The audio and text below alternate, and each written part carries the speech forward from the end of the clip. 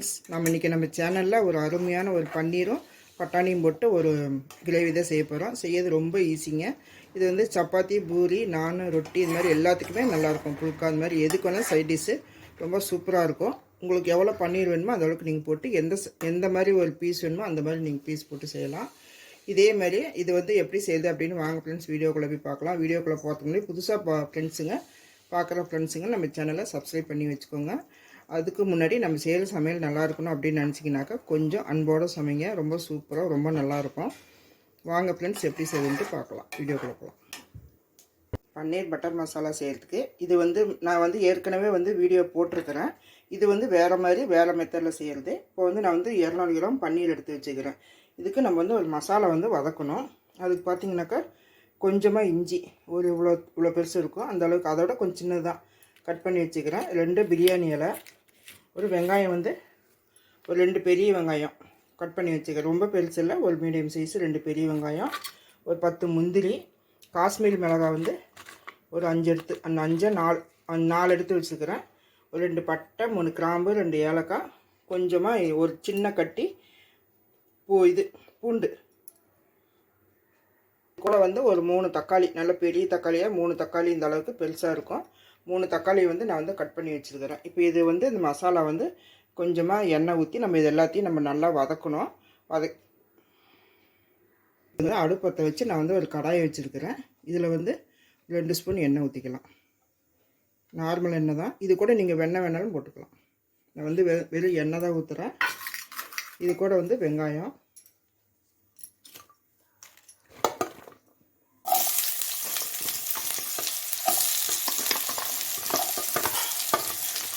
இந்த இஞ்சி, பட்டை, கிராம்பு, பிரியாணி எல்லாம் போட்டுடலாம்.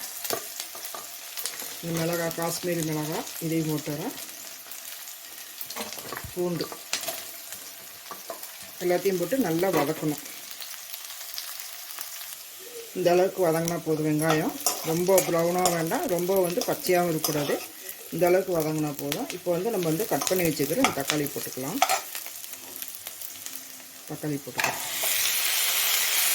தக்காளி வதங்கிறதுக்கு மட்டும் கொஞ்சமாக உப்பு போட்டுக்கலாம்.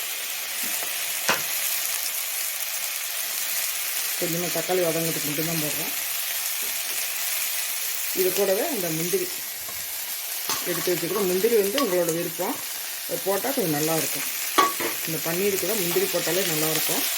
ஒரு தக்காளி வந்து ஓரளவுக்கு கொஞ்சம் நல்லா வதங்கணும்.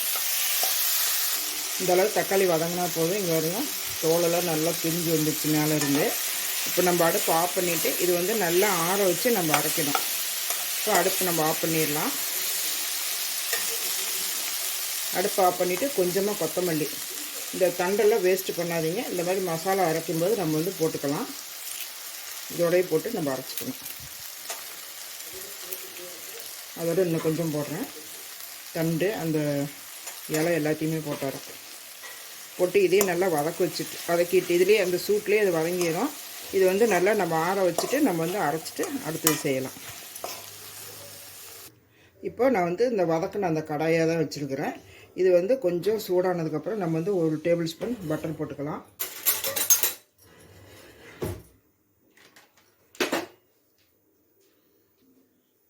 ஒரு டேபிள் ஸ்பூன் பட்டரு, கொஞ்சமாக ஆயில், இதோட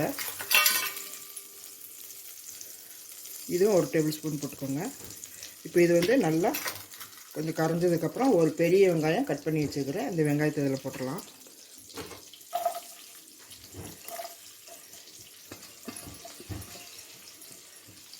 இது வந்து கொஞ்சம் நல்லா வதங்கணும்.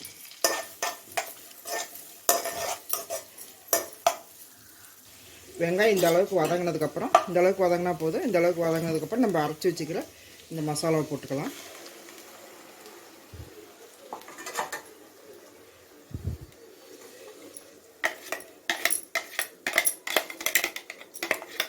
மசாலா வந்து இப்போ நல்லா வதக்கி விடுங்க.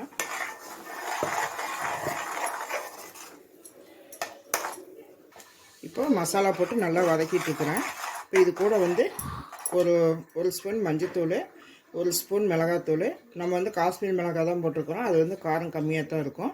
ஒரு 1.5 ஸ்பூன் மல்லித்தூள், 1 ஸ்பூன் கரம் மசாலா. இதையும் நம்ம இதில் போட்டுடலாம். இந்த ஒரு பரட்டிடுங்க.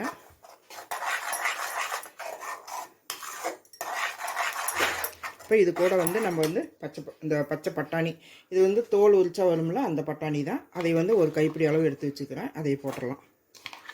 இது உரித்து வச்சிங்கன்னா இப்படியே முளைப்பு வந்துடும். இது இன்னும் சத்து அதிகம் தானே. இதை போட்டு நல்லா கலட்டி விட்டுருங்க.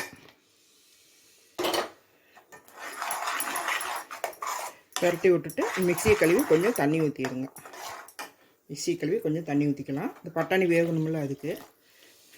இது வந்து ஒரு 5 நிமிஷம் அப்படியே விட்டுருங்க. இதுக்கு தேவையான அளவு உப்பு போட்டுக்கலாம்.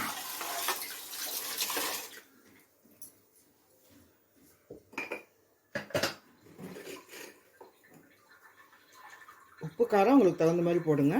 இப்போ தேவையான அளவு உப்பு போட்டு இன்னும் கொஞ்சம் தண்ணி ஊற்றி நான் வந்து கொஞ்சம் வேக வைக்கிறேன்.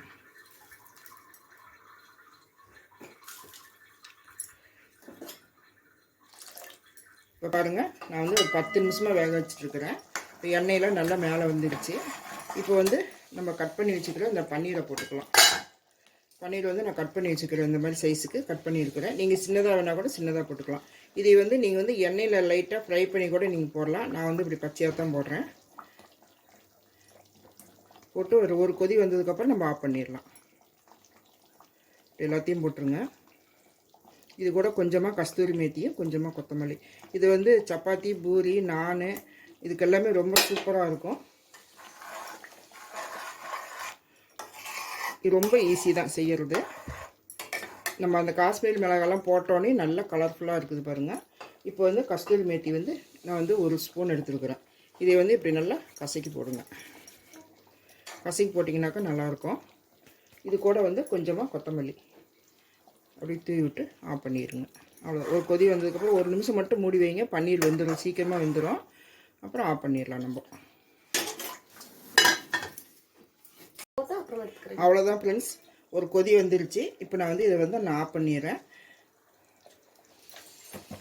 நீங்களே இதே மாதிரி செஞ்சு பார்த்துட்டு எப்படி வந்திருக்குன்னு கமெண்ட்டில் சொல்லுங்கள் ஃப்ரெண்ட்ஸ். அதான் ஃப்ரெண்ட்ஸ், அருமையான ஒரு பன்னீர் பட்டர் மசாலா ரெடி பண்ணிட்டோம்.